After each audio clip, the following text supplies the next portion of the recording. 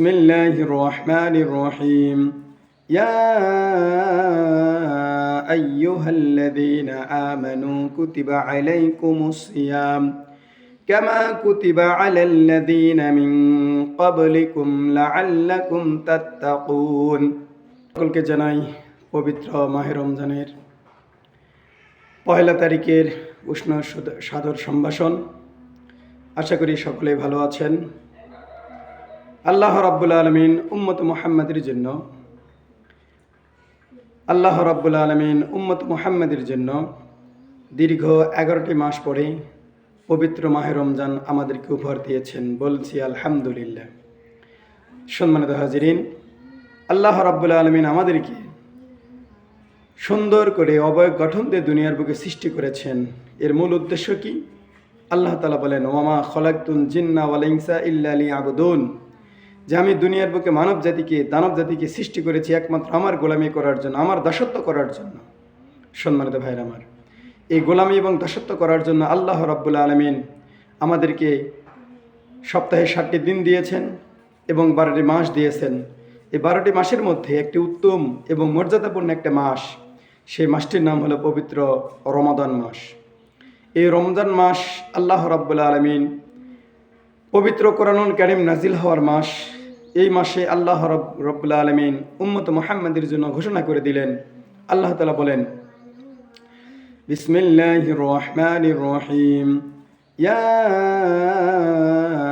আইয়ুহাল্লাযীনা আমানু কুতিবা আলাইকুমুস সিয়াম কামা কুতিবা আলাল্লাযীনা মিন ক্বাবলিকুম লাআল্লাকুম তাত্তাকুন। আল্লাহ রাব্বুল আলামিন কোরআনুল কারীমের বড় একটি সূরাতুল বাকারা এর 183 নম্বর আয়াতে সুন্দর করে ঘোষণা করে দিলেন, হে ইমানদারগণ, হে মুমিনগণ, বান্দাগণ, তোমাদের জন্য পবিত্র মাহে রমজানের রোজাকে ফরজ করে দিয়েছি। বলুন সুবহানাল্লাহ।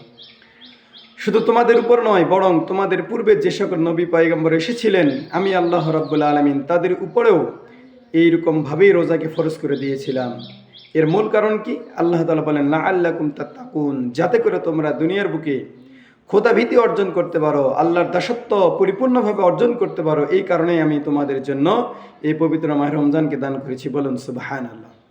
আল্লাহ রাসূল ঘোষণা করে দিলেন, যদি কোনো আদম সন্তান ঈমানের সাথে, ইহতিসাবের সাথে পবিত্র মাহে রমজানের পরিপূর্ণ সওয়াবের আশায় যদি রোজা রাখতে পারে, আল্লাহ রাসূল ঘোষণা করে দিলেন, ওই ব্যক্তির জন্য আল্লাহ রাব্বুল আলামিন তার জীবনের সমস্ত গুনাহগুলো মাফ করে দিবেন। সুবহানাল্লাহ। সম্মানিত হাজিরিন, আমরাও চেষ্টা করি আল্লাহ রসুলের আদর্শ শিখানো বাণী মোতাবেক আমরা আমাদের চরিত্রগত দিক দিয়ে, মানসিকতার দিক দিয়ে, সর্বদিক দিয়ে যেন পবিত্র মাহে রমজানের পরিপূর্ণ সওয়াবের ভাগিদার যেন আমরা হতে পারি। আল্লাহ রাব্বুল আলামিন আমাদেরকে তৌফিক দান করেন। সম্মানিত হাজিরিন, যেহেতু আজকে পবিত্র মাহে রমজানের প্রথম দিনেই আমরা সবাই ইরাদা করি, নিয়ত করি যে আজ থেকে কোনো প্রকার বেহায়াপনা, কোনো প্রকার নির্লজ্জতা এবং কোনো প্রকার অশ্লীলতা কোনো কাজ করব না। নিজেরা রোজা রাখবো, অন্যকে রোজা রাখার জন্য উৎসাহিত করব। নিজেরা ভালো কাজ করব, অন্যকে ভালো কাজ করার জন্য উৎসাহিত করব।